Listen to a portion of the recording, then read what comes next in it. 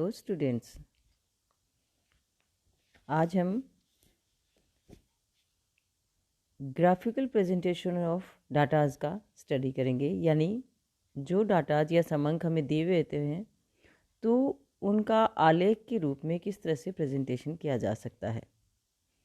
देखिए, जो भी किसी भी चीज़ के हम डाटा कलेक्ट करते हैं, चाहे वो कंपेरेबल डाटा हो, इनफेरेबल हो, क्लासिफिकेशन उनका करना हो, तो ऐसे जो डाटा होते हैं जिनको हम प्रस्तुत करते हैं तो कई बार वो जो होते हैं बहुत ही नीरस लगते हैं उनका स्टडी करने में और इंटरेस्टिंग नहीं लगते हैं। तो इनको और अधिक इंटरेस्टिंग बनाने के लिए, और अधिक सरल बनाने के लिए, और अधिक क्लियर करने के लिए कुछ विजुअल मेथड्स का यूज़ किया जाता है और जिनको कहा जाता है graphical presentation of datas. Graphical presentation के अंदर हम क्या करते हैं, कुछ जियोमेट्रिकल फिगर्स बनाते हैं और जियोमेट्रिकल फिगर्स के रूप में जैसे बार डायग्राम्स है, हिस्टोग्राम है, पाई डायग्राम है, फ्रीक्वेंसी पॉलीगॉन है, पिक्चर्स हैं, मैप्स हैं, तो इनके द्वारा हम इनको समझाते हैं।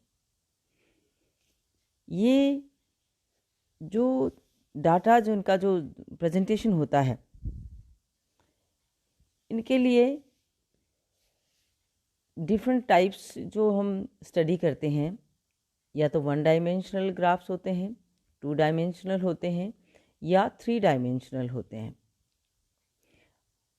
1 डायमेंशनल जो ग्राफ होते हैं उनके अंदर हम या तो दंड लाइन डायग्राम जो होता है सीधा सीधा सा होता है, या बार डायग्राम्स होते हैं। बार डायग्राम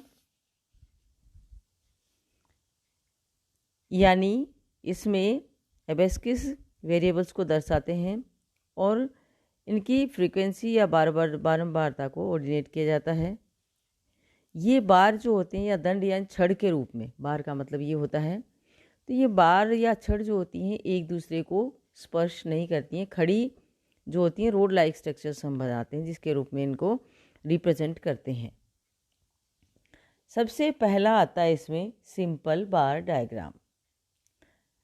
सिंपल बार डायग्राम जो होता है इसके अंदर एक ही प्रकार के डाटाज को प्रस्तुत किया जाता है और इनको प्रस्तुत करते समय या इनको ड्रॉ करते समय इनकी एक ऊंचाई निर्धारित की जाती है। प्रत्येक दंड की चौड़ाई समान होती है तथा उनके मध्य की दूरी भी समान रखी जाती है। जैसे आप ये देख रहे हैं डायग्राम कि उनकी ऊंचाई जो होती है वो डाटाज के अकॉर्डिंग होती है, चौड़ाई और उनके बीच में डिस्टेंस जो होता है वो बराबर रखा जाता है। जैसे ये एग्जाम्पल जो है एक आप देख रहे हैं जिसमें भारतीय जनसंख्या के निम्नांकित आंकड़ों को सिंपल बार डायग्राम से प्रस्तुत करना। अब ये देखिए 1941 से लेके 2001 तक के पॉपुलेशन के डाटाज दिए हुए हैं। ये करोड़ में हैं डाटा जो हैं, जैसे 1941 में 331.9 थी और 2001 में 102.7 हो गई, इस तरह से। अब इसके लिए हम क्या करेंगे, एक हम लेते हैं एक्स एक्सिस होती है, एक होती है वाई एक्सिस। एक्स एक्सिस यानी जो एक प्लेन जो लाइन है और एक वर्टिकल लाइन है। वर्टिकल लाइन जो होती है वो वाई एक्सिस होती है। नीचे वाली जो है उसमें हम ईयर्स को लेते हैं जो हमें दिए हुए हैं, किस किस ईयर्स के डाटा हैं, और ईयर्स जो है उनके बीच में, जैसे हमने मान लीजिए कि 1 सेंटीमीटर का एक ग्राफ क्या विड्थ रखी है, तो 1 सेंटीमीटर के इनके बीच में गैप रख दिया हमने या आधा रख दिया, तो ये बराबर चलेगा इनका। दूसरा है कि खड़ी लाइन वर्टिकल लाइन पे हम लेते हैं जो करोड़ में जो जनसंख्या या पॉपुलेशन के डाटाज आए हैं। अब इसके लिए हमने क्या किया कि ग्राफ की जैसे मान लीजिए एक बड़ा खाना जो है, एक big square is equal to 10 crore, ये मान सकते हो आप। तो big square is equal to 10 crore, तो जैसे मान लीजिए 30 करोड़ है तो 3 तो बड़े स्क्वायर हो जाएंगे और एक छोटा जो है स्मॉल जो है 31.9 है, तो तकरीबन 2 छोटे स्क्वायर जो है उसका आ जाएगा। तो इस तरह से हम देखिए डाटा आप देख सकते हैं, ये जो बना हुआ है ग्राफ आप देख सकते हैं कि 30 करोड़, फिर उसके बाद 36 करोड़ है, यानी 40 से थोड़ा नीचे आ गया। उसके बाद 43.9 है, फिर है 54.8 है, और देखिए 100 करोड़ चलेगी, पूरा 10 बड़े खाने इसमें बन जाएंगे। तो इस तरह से आप ये देख रहे हैं कि ये बार्स या रोड्स बनी हुई हैं, रोड्स की विड्थ एक जैसी है, चौड़ाई एक जैसी है, और उनके बीच में डिस्टेंस भी बराबर मेंटेन किया हुआ है। इसमें सेकंड एग्जांपल देखिए आपको दे रखा है। सेकंड एग्जांपल जो है इसमें 1941 से 2001 का जो जनसंख्या घनत्व है, अब इसमें देखिए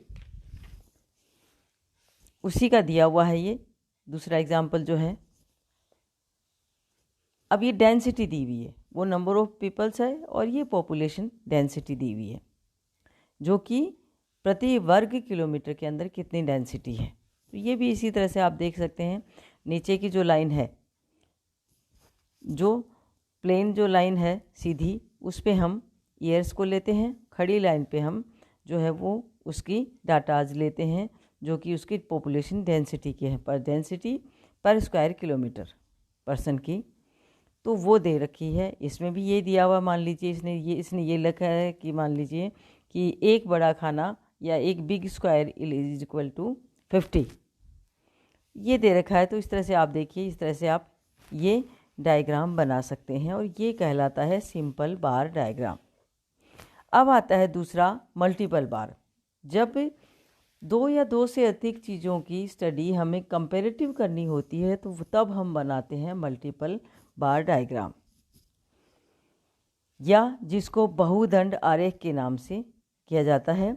और इसमें क्या होता है कि एक जो कंपैरेटिव डाटा है एक साल के, उनको एक दूसरे से एडजॉइनिंग बनाते हैं, जुड़े हुए, और उनके बीच में या तो कलर्स का चेंज करते हैं, या फिर मान लीजिए किसी तरह की फिगर्स बना के उन तीनों को अलग अलग से डिनोट करते हैं।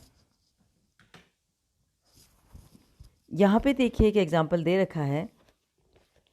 ये एग्जाम्पल है कि 1992 से 96 तक एक राजकीय चिकित्सालय में प्रतिवर्ष इलाज करने के लिए आए पुरुष, महिला और बच्चों की संख्या। अब देखिए एक ही साल, जैसे 1992 में 700 मेल और 500 फीमेल और 350 चिल्ड्रंस। अब आप क्या करेंगे, एक जो हॉरिजॉन्टल जो लाइन है उस पर आप देखेंगे सीधा सा ईयर्स को लेंगे हम, वर्टिकल लाइन जो है उसको हम जो है उनकी number of male, female and childrens. यहाँ पे देखिए पहले साल 1992 में, अब आप ये देखिए हर एक के चीज़ लिए आपको एक मेज़रमेंट मानना पड़ेगा, उसी के आधार पे आप कर सकते हैं। हमने जैसे मान लीजिए कि एक बिग स्क्वायर या बड़ा खाना is equal to number of persons कितने हैं, 100। अब यहाँ पे 700 हैं तो 700 बड़े खाने हो गए, ठीक है। फिर 500 हैं तो उसके ही एडजॉइनिंग 500 का एक बन गया बार, और तीसरा है 350 तो 353.5 स्क्वायर जो है वो इसका बन गया। तो इस तरह से देखिए हर साल के तीनों एडजॉइनिंग बार्स जो है वो बनेंगे, और उससे एक कंपैरिजन होता है कि किस साल में कितने जो वो पेशेंट्स उस हॉस्पिटल में इलाज के लिए आए। जैसे ये दे रखा है, ये देखिए आप, इसमें ये डाटाज दिए हुए हैं। आप ये देखिए वर्टिकल और हॉरिजॉन्टल लाइन है। वर्टिकल लाइन खड़ी लाइन जो है उसके अंदर नंबर ऑफ पीपल पेशेंट्स है, और हॉरिजॉन्टल में जो है ईयर्स को दे दिया।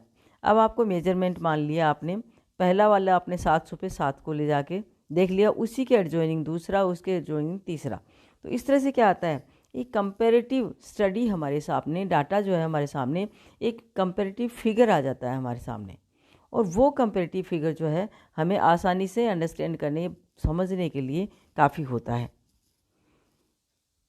अब आता है तीसरी तरह का, आता है सब डिवाइडेड बार डायग्राम, यानी उपविभाजित, या जिसको कहते हैं अंतर विभाजित। अब इसमें क्या करना है, आप ये देख रहे हैं ये वाला डायग्राम, इसमें देखिए आप, एक ही रोड है बट उसको डिफरेंट डिफरेंट पार्ट्स को डिफरेंट शेड्स या डिफरेंट फिगर से अलग अलग शो किया हुआ है। यानी इस एक ही पार्ट में इसी को ही हम परसेंटेज बार का नाम भी दे सकते हैं।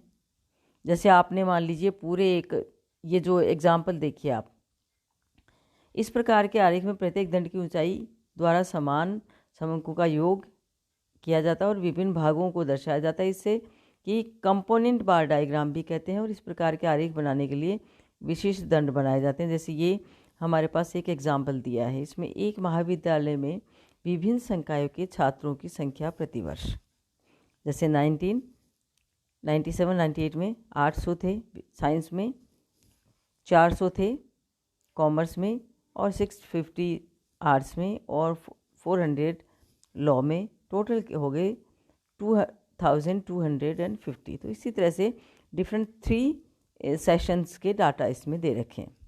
अब इसमें आप क्या करेंगे, आप देखिए हॉरिजॉन्टल लाइन है उसमें ईयर्स ले लिया, और वर्टिकल लाइन जो है उसमें उसने इनको दे दिया। अब आपने मान लीजिए अगर आपको परसेंटेज बनानी है तो मान लीजिए ऊपर तक आपने इसको पूरा मान लिया। जैसे आपने ये 2250 का है।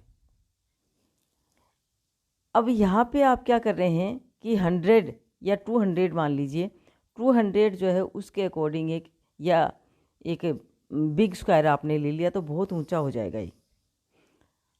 तो इस तरह से आपको छोटा एक डाटा मानना पड़ेगा। जैसे 500 जो है उसका एक बिग स्क्वायर है, तो यहाँ पे कितने हैं 800, तो ये क्या आ जाएगा, एक बड़ा खाना आ जाएगा और 3 छोटे खाने आ जाएंगे।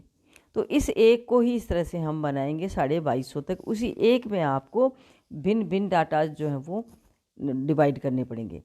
दूसरा परसेंटेज बार है, वो भी इसी तरह से का होता है कि ये जो हमारे पास डाटा दिए हुए ना, अब 2250 में से साइंस का परसेंट कितना है, आर्ट्स का कितना है, लॉ का कितना है और कॉमर्स का कितना है, और वो परसेंटेज वाइज हमने इसको एरिया दे दिया।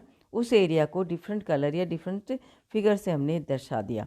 तो ये आ जाएगा एक कंपैरेटिव डाटा एक ही बार के अंदर, जिसको परसेंटेज बार भी कह सकते हैं, जिसको कंपोनेंट बार भी और जो या सब डिवाइडेड बार भी कह सकते हैं।